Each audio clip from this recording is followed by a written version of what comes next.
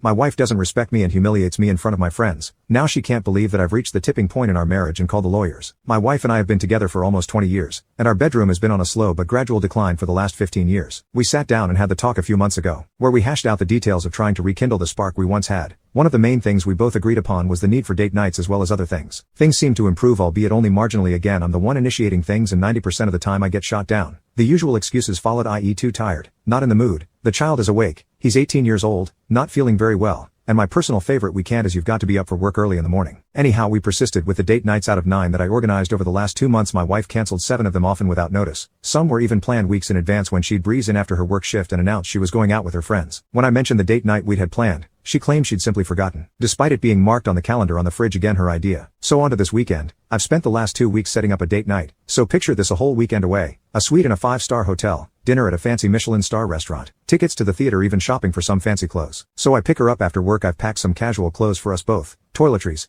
etc. I tell her I've got a surprise plan for her, and she immediately starts protesting, saying she has things to do. I've told her that everything had been taken off and she didn't have to worry. She raised the issue of clothing, but I informed her that I'd got it covered. She seemed to calm down at this point, and off we set, although the atmosphere in the car was cold, to say the least. Anyway, a few hours later we arrive at the hotel and check in. She seems to cheer up when she sees the suite we have. Saturday we headed out shopping ahead of our planned evening. Several hours later we return to the hotel to get ready for dinner. After a while she emerges from the bathroom. I can't put into words how amazing she looked, wearing a dark blue evening gown, matching lingerie, 4-inch heels, jewelry, hair, and makeup done perfectly. Let's just say my jaw was on the floor. When she saw me staring, she smiled at me and gave me a twirl, and she looked as stunning as the day we tied the knot. So the dinner went as well as it could, although there was very little conversation between us. We hailed a taxi and headed out to the theater. At least I got a thanks for this part. I'd also arranged for a pair of mutual friends to join us at the theater. So we took our seats and enjoyed the show. Just as the intermission started, I reached over and placed my hand over hers to ask her if she liked the show so far. To my surprise, she snatches her hand away from mine like she'd just been bitten by a poisonous snake. She looked me square in the eyes and proceeded to tell me that whatever I was thinking was going to happen tonight when we got back to the hotel, I could forget it. Her words almost dripping with disdain and venom, also loud enough so several people around us heard. Our friends didn't know where to look or what to say. My wife told me to shift because she needed to use the bathroom. At this point, something inside me just snapped and I got up, apologized to our friends, informing them I was leaving and I hoped they enjoyed the rest of the show. I'd received a text message from my friends just as I got back to our hotel room, informing me they'd told my wife that I'd left and that she just shrugged her shoulders. Still seething with mounting anger, I decided I was heading home. So I packed my clothes, caught a taxi to the nearest train station, and managed to get the last train home. This morning I made the decision to relocate to the guest room. I noticed I needed some new bedroom furniture, so I headed down to IKEA. I've given up building flat packs for the day. My wife, however, has asked what the new furniture is, but I think she realized when she noticed my clothes and other personal items weren't in the master bedroom. She didn't say anything to me until about an hour ago when she asked me why I was being so childish. I politely explained the previous canceled date nights in favor of her friends, and she, in my opinion, completely unnecessarily outburst at me during the intermission at the theater. She just shrugged her shoulders again and asked if intimacy was all I was interested in. I brought up the issue of her attitude when I picked her up from work Friday afternoon with the intent of surprising her. She told me to deal with it. Update 1.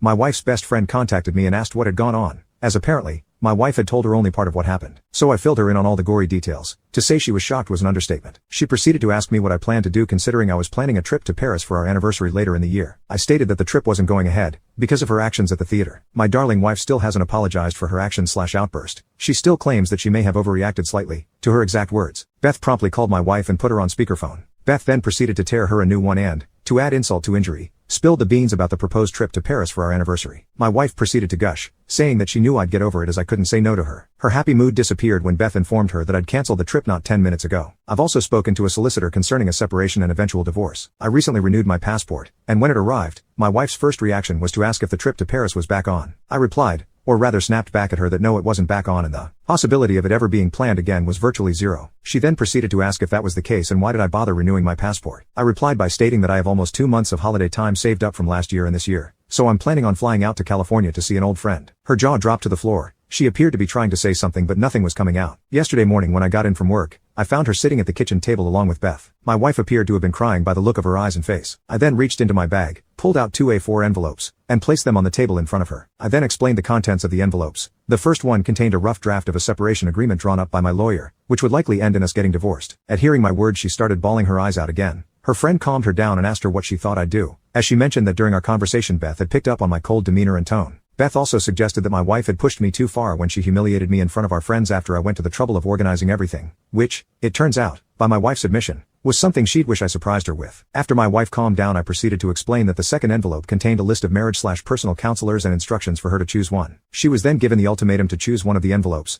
I would be leaving Sunday morning to catch my first flight to the US, and she'd got until the time I returned to make the decision, as I refused to be spoken to and treated like I was that night. Add in the fact that she didn't see, and I'm still not sure she does, that her reaction was uncalled for and way over the top. Before she could respond, I told her in no uncertain terms that if she started screaming at me, that the second option would be immediately removed from the equation. I'd also reiterated that if I found out she was seeing someone else whilst I was away, option 1 would be selected by default. Update 2. I'm finally back home. I received messages, voicemails, emails, and missed calls, mostly from my wife and a few from friends and family. It turns out the friends we were with that fateful weekend had informed my parents of what went on, along with a few other mutual friends who had inquired about my well-being since I'd been pretty much radio silent since I left for my trip. The messages from my wife started with the usual empty platitudes, insincere apologies, etc. I assumed that when I didn't give her the satisfaction of responding, the messages became more menacing and darker in nature, almost to the point of threatening. I rang her and told her that I'd landed back in the UK and I'd be home after I made a quick stop off at my mother's house. She seemed overly affectionate and sweet on the phone and almost had me wondering if it was the same person I left when I headed out to the US. So I spoke to my mom and laid out everything that had happened and why I took the trip abroad, and she said that she understood but was considerably upset that I left without telling her in person. Anyhow, I get home and my wife practically rugby tackles me the second I'm through the door, again showering me with affection as if nothing had happened at all. She made small talk, asking if I'd enjoyed my trip, asking where I'd been and what I'd saw. I waved her off my lap, sat her down on the sofa next to me and asked her bluntly if she'd decided the 2 envelopes it presented to her before I left. She simply scoffed at me and asked if it was really serious, because she assumed that I was just being childish and throwing a tantrum. I informed her that I was deadly serious about it and if she'd given it any thought. She just smirked at me and told me to stop being stupid and get over it. My reply was that she'd given me her answer and said, "Thanks for letting me know where I stand." At which point I rang the solicitor who drew up the 2 sets of papers, and although I hated ringing her one Friday afternoon whilst she was likely with family, she asked me what choice my wife had made. I informed her that I didn't want to discuss it over the phone and could make an appointment next week to discuss it in person and go over my options. As I wrote down the appointment time,